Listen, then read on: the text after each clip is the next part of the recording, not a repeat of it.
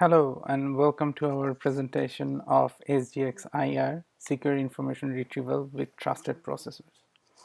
I am Fahad Shaon. This is joint work with Dr. Murat, and we are from the University of Texas at Dallas. The general problem that we are trying to solve in this work is secure cloud information retrieval, where user has some documents which user wants to save in the cloud securely, and later selectively retrieve some of these files based on some search queries. We will be using Intel SGX to build such a system. SGX stands for Software Guard Extension, which is a new Intel instruction set available from 6th generation Core I and Xeon processor. It allows us to create secure compartments inside the processor called enclave. The code running inside the enclave cannot be directly observed by privileged software such as OS, hypervisor, or other root processes in the system. This allows us to build system with following threat models. We can assume that the adversary has control over server's disk, memory, network, other IOs. But as long as the CPU has SGX, we can be reasonably sure that our code in the enclave is running securely. This is a very useful setup for building secure cloud-based systems. Now let's look at the state-of-the-art cloud-based search systems using SGX. Since this is an important problem, there has been some previous studies, namely hard index, rearguard, obliques, hardware-supported ORAM. These works mainly focus on building efficient data structures for searching using SGX. In all these works, it is assumed that an inverted index is available or the inverted index is built in the client side. In addition, rank retrieval is not considered in these works. In our work, we focus on building the index in the cloud for ranked retrieval. There are few fundamental challenges in designing secure system with SGX. One of the major challenges is information leakage through memory access. In SGX, adversary can observe the memory access. And from previous works, we know that memory access can reveal significant amount of information about the encrypted data. To solve that, we build data oblivious algorithms. What is data obliviousness? A program is called data oblivious if it executes the same path for all inputs of the same size. For example, here we want to select between A and B. If x equals y, we select A, otherwise we select B. In a traditional implementation with if branches, a memory observing adversary can learn the equality of x and y based on the executed branch. To solve it, we write this as following. We put the value of x and y in registers EAX and EBX, then perform XOR between these two registers. That sets the 0 flag if x and y are equal. Now we put A and B in ECX and EDX and conditionally move ECX to EDX based on 0 flag. So the adversary will only observe the sequence of operations but will not be able to figure out what value we selected between A and B. Another challenge is memory constraint. In current version of SGX, we can only allocate 90 megabytes of data inside the enclave. Solution: blocking. We break large data into smaller blocks that fits into the enclave. We utilize SGX big matrix where we represent our data into matrices. It handles all the internal complexity of performing matrix operations on smaller blocks. To summarize, our objectives in this works are: do little to no processing on the client side, build index in the cloud, implement data oblivious algorithms for indexing, and also support ranked retrievals. In SGX-IR, we build search index for two types of data, text and image. With text data, we build index to support ranked document retrieval using TF-IDF. With image data, we support facial recognition using eigenface algorithm. For text indexing, we start with small pre-processing at the client end. We first tokenize and stem the input file. Next, we assign token IDs to the tokens. We can use sequential or hash function based token ID generation. Finally, we build matrix I with column token ID, document ID, and frequency. Next, we encrypt I and upload it to the server. All these computations can be done in a single round of read and write.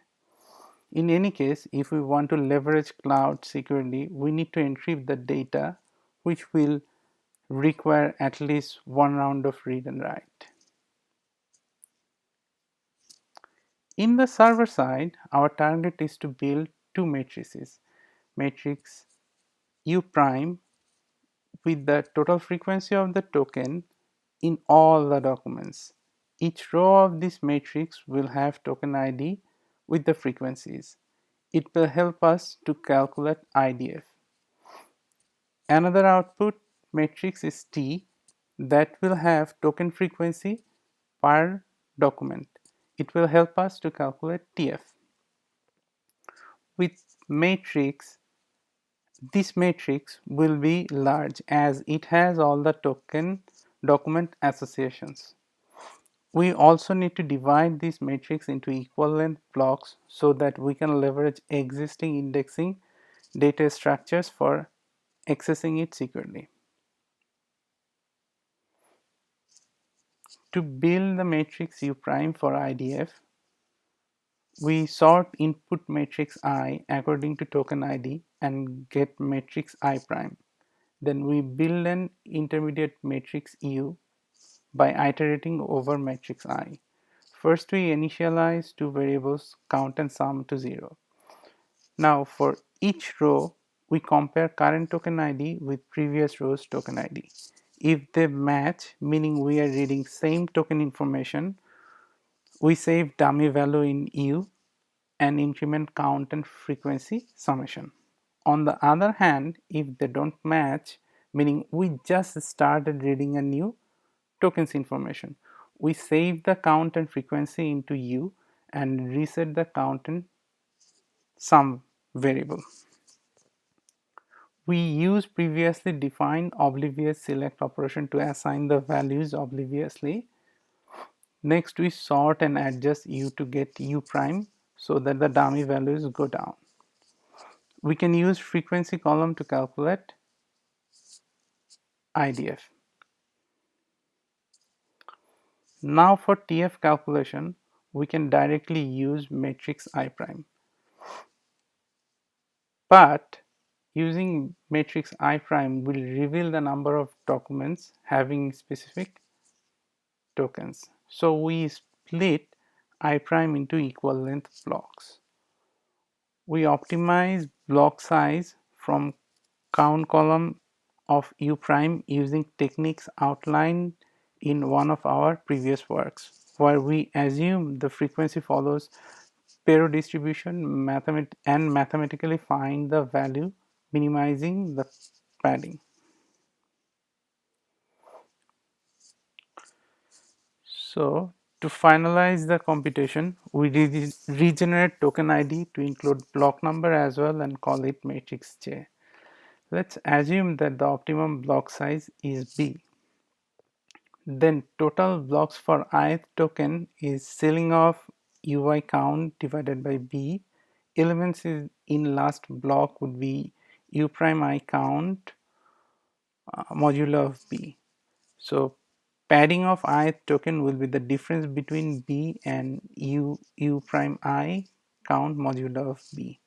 From these calculations, we generate padding matrix. Finally, we merge these two matrix J and X to compute matrix T.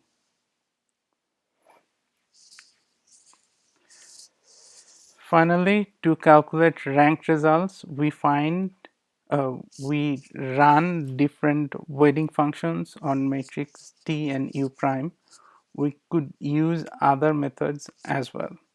So in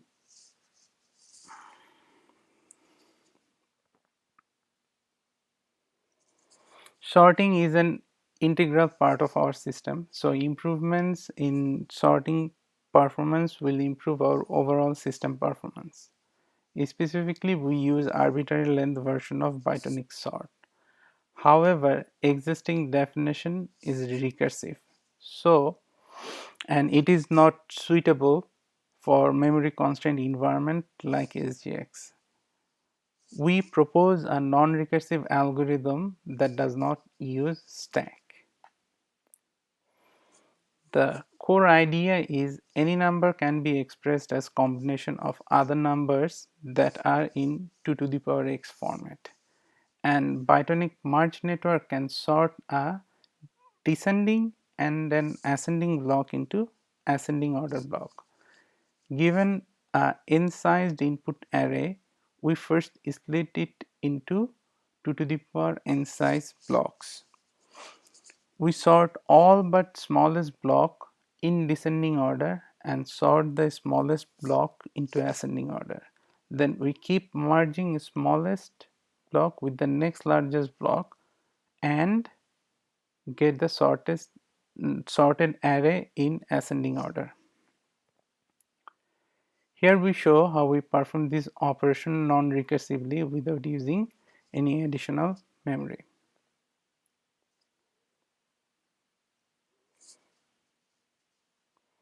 For image data, we adopt eigenface. Pre-processing and face matching tasks are simple matrix operation which are by definition oblivious. The core problem to solve obliviously is eigenvector calculation. We adopt Jacobi method for eigenvector calculation. In Jacobi method, our input is a square symmetric matrix. Let's call it A. We find the max of diagonal elements of A. Let's assume the row and column of the matrix element is KL. We assign A KL and A LK to 0. Next, we rotate column KL in a specific way. We repeat this process until A becomes diagonal, and these diagonal values are eigenvalues. If we perform the same operation on an identity matrix, then we get eigenvectors. We implemented oblivious version of the rotation mechanism, also implemented efficient row and value extraction and assignment mechanisms. Please refer to our paper for the full details. We built a prototype of our system using SGX SDK for Linux. We ran our experiment on an Intel machine with 64 gigabytes of RAM using Ubuntu 18.04. First, let's discuss the impact of arbitrary length Bytonic sort. Here we show time needed to sort integer matrix with 3 columns and varying number of rows from 5 millions to 35 millions. The solid line shows our current required time and the growth is linear. The dotted line shows the required time for 2 to the power k size sorting. As you can see, the growth rate there is like a step function. and it also includes a adds significant overhead. Next, let us look at the text index preprocessing performance. We build text indexes on varying size subset of the Enron dataset. We use different token ID generation functions. Compare the duration with only encryption. We can perform the text processing of about 1300 megabyte text data in around 2 minutes using cryptographic hash and around 100 seconds using non-cryptographic hash functions such as murmur hash. The plain encryption is a bit faster because we are accessing data by blocks, which is significantly faster compared to line by line reading. Next, we'll look into server-side index processing result. We perform the same text indexing operations on dataset in oblivious and non-oblivious manner. We observe that oblivious versions are about 1.5 times more expensive compared to its non-oblivious counterpart. Next, we compare quality of our index. We built a search index on same dataset using Apache Lucene, which is the most used search indexing library in Java. It is also the underlying library of commercial products such as Apache Solr and Elasticsearch. We randomly get 1000 common tokens and search in Lucene and in our system. We compare NDCG scores, keeping Lucene result as the ideal or base case. NDCG, normalized discounted cumulative gain, is a measure for comparing ranked results. One meaning rankings are identical, lower value indicates top results are missing or in a lower position. We see NDCG results very close to 1, meaning our results are comparable to the Lucene. In our implementations, users are free to choose weighting and normalization mechanisms. We believe results can be even further improved. Next, we'll look into performance of eigenphase and eigenvector calculations. Pre-processing part, where we scale project and get average of facial images, takes relatively low amount of time. We can perform these operations under 1 minute on 1200 face images. However, eigenvector calculation using Jacobi method takes significantly longer time. This is due to the fact it takes a large number of iterations to converge. And also for non-oblivious case, our growth is more like linear because we can stop early when we find when the matrix converges. But for oblivious case, we to hide the number of iteration we do quadratic number of iterations. So there we can see a quadratic graph. And in future we will look into other eigenvector calculation algorithms. Finally, we thank you for watching our presentation. In summary, in this work we proposed a system to build text and image index securely in cloud. We would also like to acknowledge the National Institute of Health, National Science Foundation and Army Research Office for supporting our work with different grants. And if you have any questions or comments regarding our works, please feel free to reach out to us via email, and the emails are listed in the slide. Thank you again, and please stay safe.